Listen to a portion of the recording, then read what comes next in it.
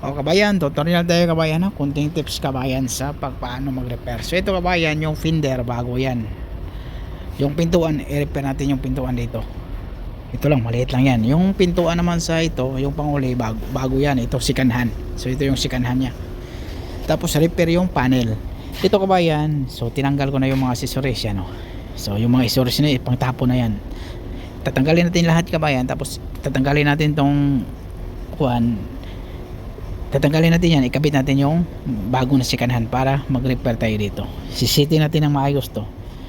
Bago tayo i-repair natin dito, sitting natin yon para makita natin yung alignment dito. Pwede na tanggalin lahat yon. Importante yung pintuan lang makita naman sa alignment yan dito dito sa baba, ayan o, pati doon dito. Ito i-repair natin to para makita natin yung sitting. Pagkatapos naman ma-sitting, ma-repair natin yon, tanggalin naman lahat yan. Kung makita natin yung sitting, okay na, tanggalin natin ulit yun kasi pinturahan buo yan yan, tatanggalin natin yung kuha nito, window, ito, lahat tatanggalin to sa kabayan para mapinturahan ng bago. Tapos yung mga kuha nito, mga motor sa window, yan, itapon na yan siya.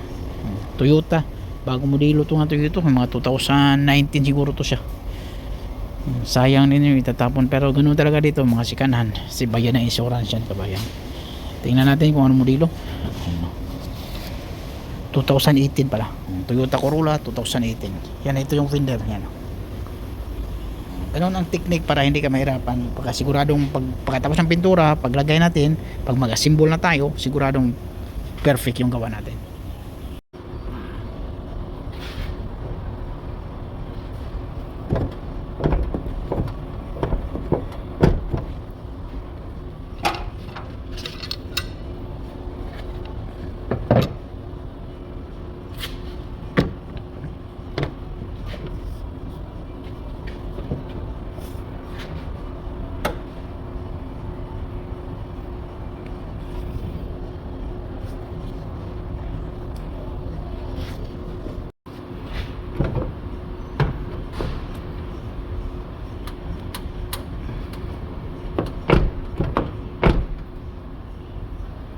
So ganito na siya kabayan, so ready na yan siya. So kailangan i-repair na to siya. Yan.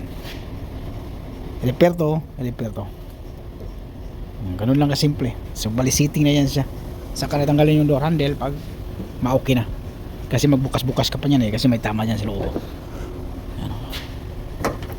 So ganun lang kasimple kabayan.